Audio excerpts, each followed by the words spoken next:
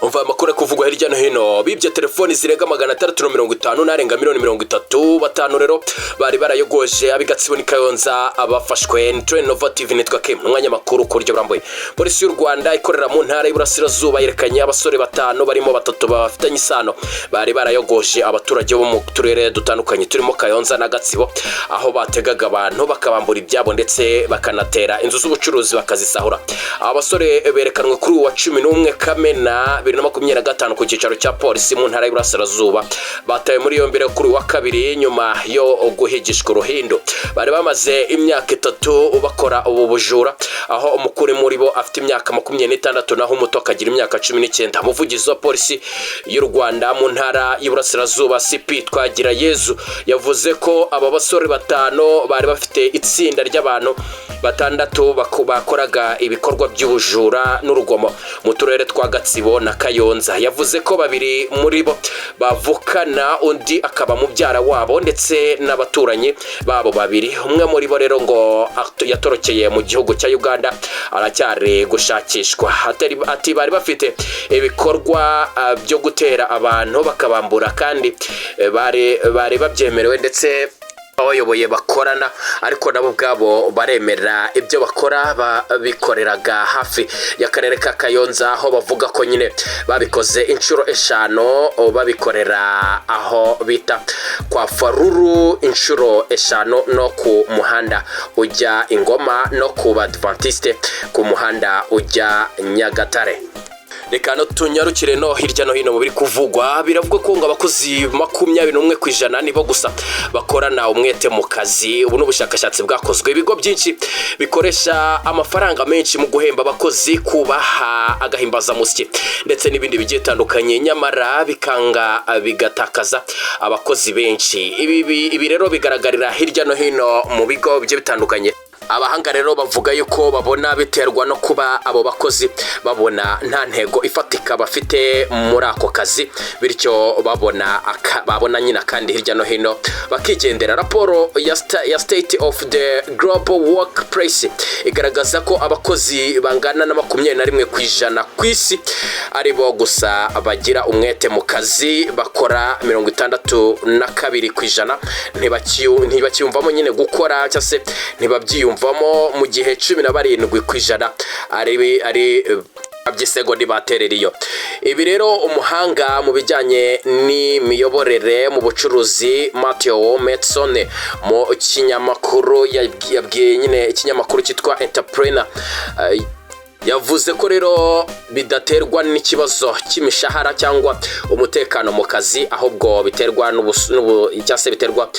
n'ubusobanuro akazi gafite ku muntu. Akomeza avuga ko abakozi benshi baba bashaka aho bumva bafite icyo bamaze cyase icyo bamaze naho akazi kabo gafite umumaro. Yagize ati 50% by'abakozi baba nyine bari gushaka akazi gafite icyo gasobanuye mu buzima bwabo ndetse n'ibigo bakorera.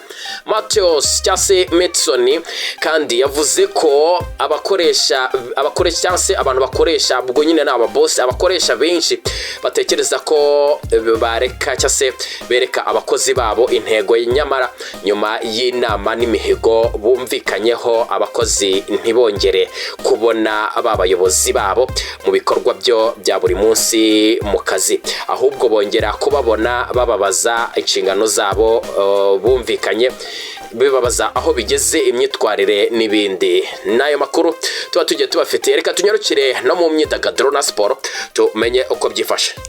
Mu myidagaduro kuvugwamo inkuru zigiye zitandukanye ariko witwa Coach Gayer ngo ari mu biganiro byo gushyira Bruce Melody nyira Bruce Melody buri no muhanzi barizwa muri label yitwa 155 AM ariko ari mu biganiro byo kuba yamushyira mu cyitwa Africa Creative Agency korana na Tyla. Coach Gayer uri muri Afrika y'Epfo mu ijoro ryo kuri uyu wa 10 kwa Kamena 2025 yahuye na Colin Gary wayashinze Africa Creative Agency aho mu byo baganiriyeho harimo no kumuha Bruce Melody ngo bafashe cyangwa se bamufashe mu bijyanye na management. Coach Gayeri washinze 155am Limited isanzwe ikorana na Bruce Melody ubwo yari muri Afrika y'Epfo yahuye na Corin Gary washinze Africa Creative Agency baganira ibiganiro bitandukanye birimo no kohereza cyangwa se no kurebera hamwe uko bakorana mu guteza imbere umuziki wa Bruce Melody. Mu kiganiro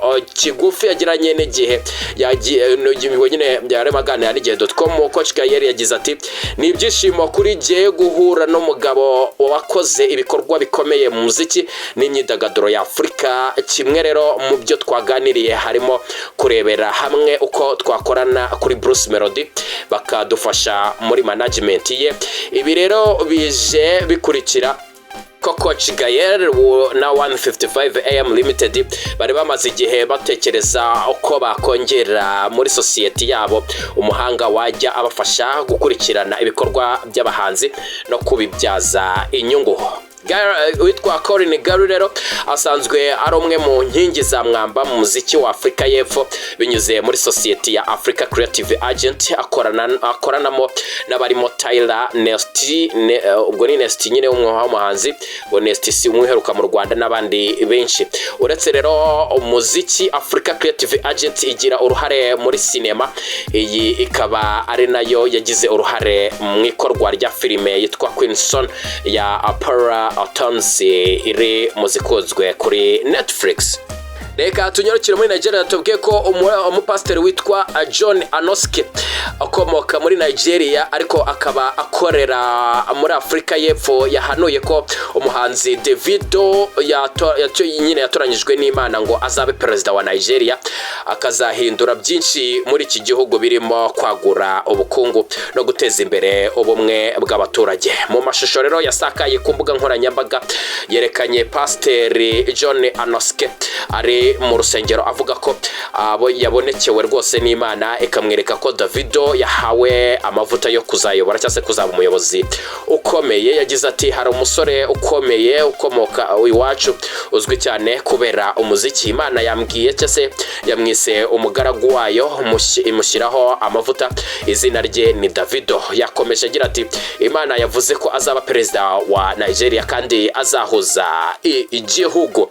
Ngayo ngoko muri siporo ntitwagera tubabwiye ko komite ngenzuzi ya Rayon Sport yatanze impuruza. Komite ngenzuzi ya Rayon Sport yandikiye inama y'ubutegetsi y'umuryango w'ikipe na komite nyobozi wayo cyase yawo isaba ko haterana inama inteko rusange bitarenze ku kwezi turimo igamije kwigira hamwe ingamba zo gukemura ibibazo biri mu miyoborere n'imari mu rwego rwo kwirinda gushyira umuryango mu kaga. Muri ibaruwa rero iyi komite ivuga ko mu bugenzuzi yakoze hagati ya tariki 5 na tariki 7 Kamena 2025 yasanze harimo ibibazo bikomeye. Yavuze ko rero bikeneye guhabwa umurongo byihuse kugira ngo hirindwe amakosa y'imicungire mibi y'imari n'abakozi ndetse n'imikoranire hagati y'abagize inzego zigiye zitandukanye. Ibaruwa rero isoza isaba ko hatumizwa inama y'inteko rusange bitarenze muri uku kwezi kwa Kamena 2025 kugira ngo igezweho raporo y'ubugenzuzi inafate ibyemezo bituma imicungire irushaho kuba myiza hirindwa ibibazo bigiye bitandukanye byashyira umuryango mu kaga. Nitwa Kimu, aya ni amakuru abagezweho hirya no hino tubanyurira muri siporo, mu myidagaduro ndetse no mu yandi agezweho. Turabakunda cyane, duhereke na comment. Ni Nova TV, nitwa Kimu, ndagushimiye cyane. Niba utarakoze subscribe waracikanwe ikore kugira ngo isegonda kurindi wakira amakuru nk'aya.